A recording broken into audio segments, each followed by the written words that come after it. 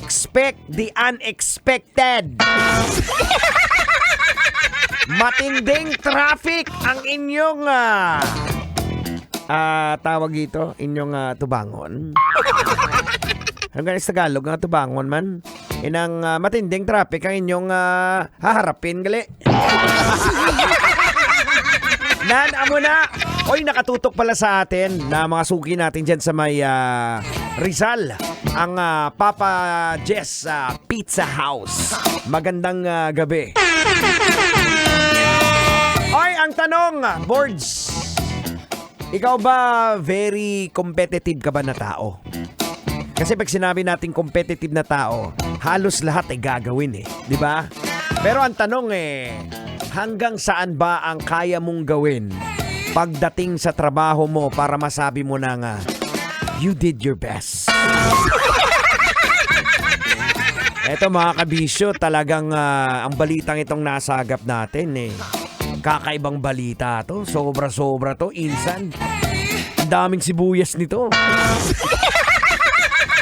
Eto nga po mga kabisyo, isang reporter ang napuwersang, dahil sa trabaho niya to ulitin ko lang isang reporter ang napuwersang kumain. Hulaan mo kung ano tang? Tapsilog. Hindi. Hula ka patang.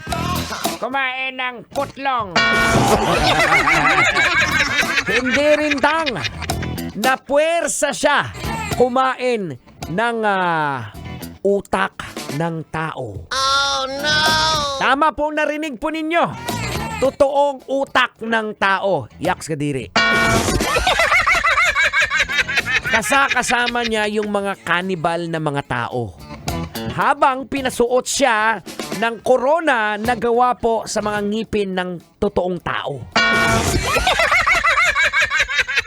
Etong reporter na ito gumawa, napilitan siyang pakainin ng utak ng tao during sa kanyang ginawang TV series na tinatawag, ang title nito Believers. Ito ay way back noong 2017 sa CNN.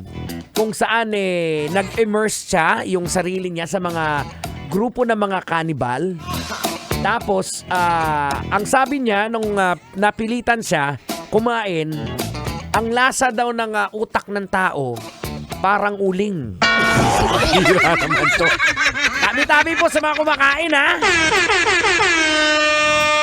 Yan, logican na lang natin to tang. Parang kahit ako din nandidiri Eto na mga kabisyo, logican na natin to. Logika na yan! Logika na yan! Ano ba ang pwede nating makuha, mahugot, mahila na aral dito sa usaping ito? Well, again mga kabisyo, unang-una sa lahat po, dapat pag meron po tayong pinasok na isang sitwasyon, dapat handa po tayo. Pinag-iisipan po natin, not once, not twice, but napakaraming times. Hindi po pwedeng banat na lang ng banat, pasok lang ng pasok. Pag-isipan po natin yung mga consequence ng mga bagay na ating pinasok. Hindi po natin pwedeng sabihin, bahala na si Batman! Ay, maraming ganyan. Ikaw, ganun ka rin kuminsan, bahala na si Batman. Hindi po pwede. Kahit sabihin natin sa ganyang usapin, bahala na si Batman, kung titingnan natin ang sitwasyon, si Batman po ay isang tao lang na maraming pera. Hindi siya kagaya ni Superman na pag tinawag mo, darating agad-agad kasi may superpower. Kaya niyang mag-supersonic na lipad. Makakarating siya kagad. Minsan kasi sa sobrang ambisyon natin na sumikat, makuha yung mga gusto natin, hindi na tayo nakakapag-isip ng tama. Napatango yung pasahero mo, Manong.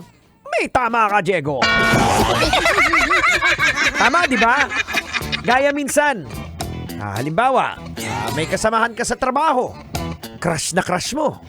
So ngayon, nagkayayaan kayo. Tapos sabihin, kain tayo. Konting shot-shot inuman. Ikaw, pasikat kang person. Dinodog style ka lang ng mga kasamahan mo. Aba, ikaw naman dahil nagpapasikat ka, sabi mo, ako na bala dito sa 5 bucket. Sagot ko na to. Ilista nyo sa akin.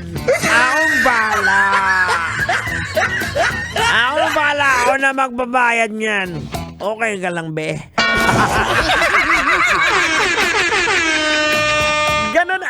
Ganon ka ba?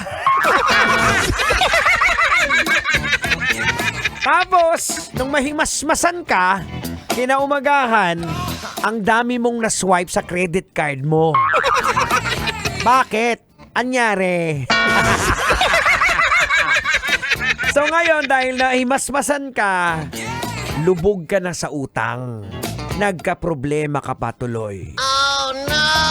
O kaya dapat ang sinasabi natin dito, ang logic natin dito, bago ka pumasok sa isang sitwasyon, dapat pinag-iisipan mabuti yan.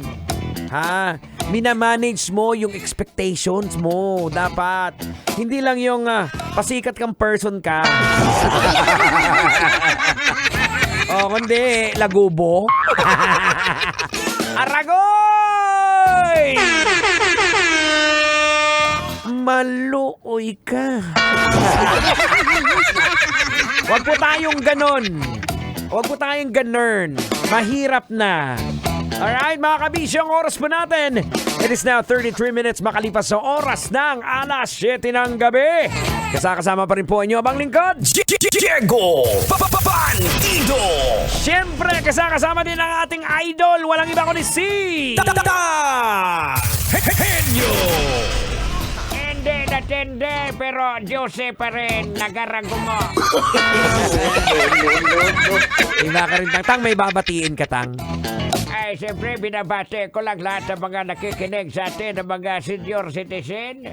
Magandang gabi sa inyo. Lagi-lagi niyong huwag kakalimutan, inumin ang inyong mga maintenance. Oy, tama yun. Tama yung sinasabi ni Tang Henyo. Importante yan, ha? Baka nakakaligtaan nyo, ha? Yung mga maintenance natin dyan, ha? Oo, anong oras na, ha? Aragay! Bakit, Tang? Ikaw ka, peste ka, yung maintenance mo, hindi mo na inom? Kaya ka na-hospital nung nakaraan dahil hindi ka na uminom ng maintenance. Kaya nga, Tang, yun ang isa sa mga lesson learned. Hindi po pwedeng yung mga maintenance nyo, pababayaan nyo. Lalong-lalo na sa iyo, manong driver, ha? Alam mo naman, may pamilyang umaasa sa'yo. O ikaw din, sa pasahero ni manong driver. Wag mong, wag laging todo-todo sa trabaho. Yung mga health po ninyo, bantayan po ninyo palagi. Kasi meron tayong kasabihan yan in Chinese. Xing ting tao, ling fang tao, quing ping, lang ping, ching tong lao wu za. Ang ibig sabihin po niyan, Google nyo na lang. Sige! Tuloy-tuloy natin to. Malulupit na tugtugan para hindi ka antukin. Dahil alam ko, ang haba pa po ng gabi. Hanggang alas 9 pa tayo. Sagot na namin ni Tang Henyo ang tugtugan. Huwag na huwag bibitaw.